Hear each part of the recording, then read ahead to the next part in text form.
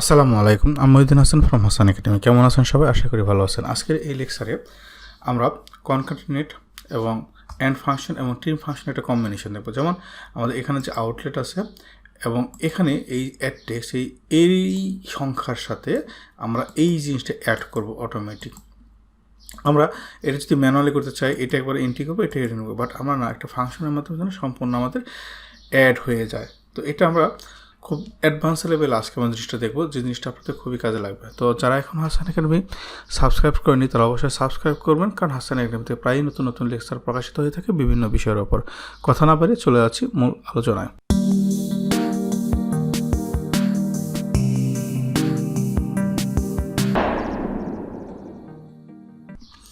আমরা শুরুতেই বলতেছিলাম এখানে আমরা এই দুটোকে অ্যাড করব। আপনি হয়তো ম্যানুয়ালি করতে চান, যে ম্যানুয়ালি আমি এখানে করবো। আমি এই বাপ্পি একবার লিখলাম,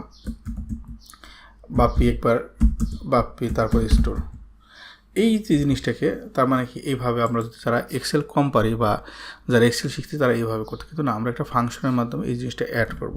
সেটা হলো, যেমন আমরা প্রথম ফাংশনটা করবো কনকাটিনের, কে আমি যদি এই কনকাটিনের এই যে অলরেডি চলে আসছে এই ফাংশনটাকে ইউজ করি, এখানে আমাদের কি সিনট্যাক্স কী দেখাচ্ছে, টেক্সট1 টেক্সট2।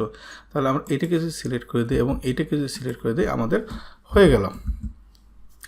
বাট এখানে একটা প্রবলেম পড়তেছি, আমরা যে জিনিসটা দেখতেছি, আমরা যদি এখন ফর্মুলাটাকে টেনে দিই, এই সম্পূর্ণকে যদি আমার নিজ দিকে টেনে দিই, ধরেন এভাবে টেনে দিই, আমরা কি দেখতেছি শুরুতেই যে এই দুইটা টেক্সটের মধ্যে কোনো স্পেস নাই। অর্থাৎ এই যে টেক্সটের সাথে এই টেক্সটের সাথে এই টেক্সট যখন আমরা অ্যাড করেছি, এর সাথে মাঝখানে কোনো স্পেস নাই। তো এই মাঝখানে একটা স্পেস দেওয়ার জন্য আমরা যে কাজটা করতে পারি, এই যেন স্পেসটা থাকে এখানে, অর্থাৎ এরকম একটা ফাঁকা যেন থাকে, অর্থাৎ ফাঁকা যেন থাকে আর কি, বাপ্পির পর একটা ফাঁকা থাকে।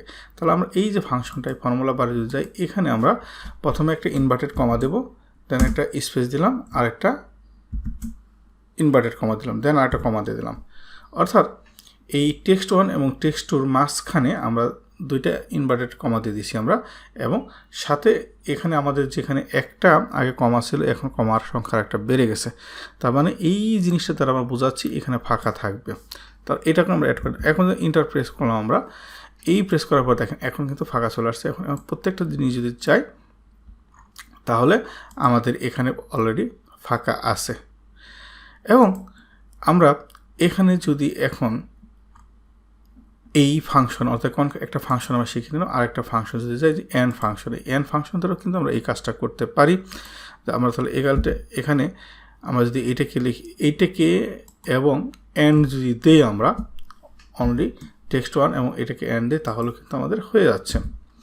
সেক্ষেত্রেও আমরা এখন প্রত্যেকটা কিন্তু হয়ে গেল সেম আগের মতো। এখানে আমরা যে কনকাটেনেট ফাংশন ইউজ করছি, এখানে আমাদের একটা প্রবলেম পাচ্ছি যে এখানে মাঝখানে কোনো স্পেস বা ফাঁকা নেই। এইটাকে করার জন্য আমরা যে কাজটা করতে পারি, এই যে এন্ডটা দিয়েছি আমরা ফর্মুলা বার যদি তাকে, আমরা এখানে যে এন্ডটা দিয়েছি, এই এন্ডের পরে আমরা দুইটা ইনভার্টেড কমা দিই, এই একটা এন্ড, এই আর একটা ইনভার্টেড কমা দিয়েছি। এবং এর সাথে সংযোগ করার জন্য, যেহেতু এন্ড কি বলতেছে সংযোগ, আমরা আরেকটা এন্ড তখন নেব এখানে। অর্থাৎ এই যে এন্ড দ্বারা মাঝখানে যে আমরা ফাঁকাটাকে নির্দেশ করলাম, এই ফাঁকাটাকে সংযোগ করার জন্য আমাদের এখন কি হলো, এর সাথে ফাঁকা যোগ হচ্ছে, এই ফাঁকার সাথে যোগ হচ্ছে এইটা জিনিসটা, কিন্তু আমরা এইটাই বোঝাচ্ছি যে C7 মানে কি, এই টেক্সটটা, এই টেক্সটের সাথে যোগ হচ্ছে প্রথমে ফাঁকার সাথে যোগ হচ্ছে সাথে এইটা E7।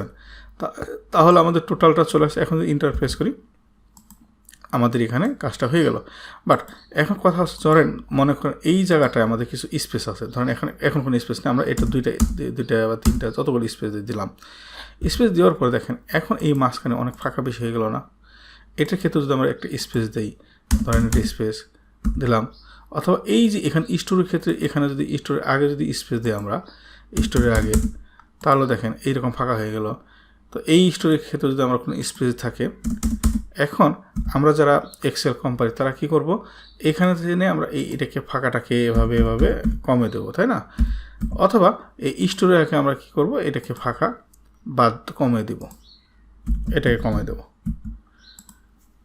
এভাবে আমরা কাজটা করি আমরা যারা এক্সেল কম পারি। বাট আমার কথা হচ্ছে সেটা না, আমরা এই কাজটাকে যদি মুহূর্তের মধ্যে করতে পারি একটা ফাংশন ইউজ করে, যে আমি ফাংশন লিখব, আমার এই কাজটা হবে, এই কনকারেন্টের কাজও হবে, তারপর বা অথবা অ্যান্ড ফাংশনের ক্ষেত্রেও হবে, তাহলে এই স্পেসও আমার অটোমেটিক বাদ যাবে। এই জিনিসটা আমরা কীভাবে করতে পারি? এই কাজটা করতে গেলে আমাদের একটা ফাংশনের সাহায্য নিতে হবে, সেটা হচ্ছে ট্রিম ফাংশন। ট্রিম আমরা যে সেভ হই কি ট্রিমার দিয়ে, অর্থাৎ কি কোনো কিছুকে কেটে দেওয়া, তাই না? তো আমরা এই স্পেসটাকে কেটে দেবো, সেটাকে আমার ট্রিম ফাংশন দ্বারা ইউজ করব। এখানে সেম জিনিসটাকে আমরা যদি বলি এর সামনে যদি আমরা দেই, এখানেও যদি আমরা দিই তাহলে হবে, অথবা এখানে আমরা যদি নতুন করে করি, ধরেন আমরা এই যে ফাংশনটা লিখেছি, যে ফাংশন কনকারেন্ট, এর সামনে আমরা ট্রিমটা বসে দিই, শুধু অন ট্রিমটা বসে দিয়েছি। ট্রিমটা বসে দেওয়ার পরে আমরা যে ফাংশনটা আছে এই কনকারেন্টের এই ফাংশনটা থাকবে, দেন আমরা আরেকটা ব্র্যাকেট দিয়ে দেবো, দেন ইন্টারপ্রেস করে দেবো। অটোমেটিক দেখেন, অটোমেটিক কিন্তু আমাদের এই যে ফাংশনটা আছে, এই ফাংশন আমরা যদি এর নিচ দিকে টেনে দিই, অর্থাৎ যে কয়টাকে আমরা স্পেস দিয়েছিলাম বা আরও, তাহলে এখানে যতই আপনি স্পেস দেন না কেন, যতই আরও যদি স্পেস দেন, এখানে সমস্যা নেই। তারপর অটোমেটিক সে কী করতেছে, এই জায়গাটায় সে এই ট্রিম কী করতেছে, এই ফাঁকা জায়গাটাকে সে কেটে দিচ্ছে, মানে ফাঁকা স্পেসটা সে রাখতেছে না।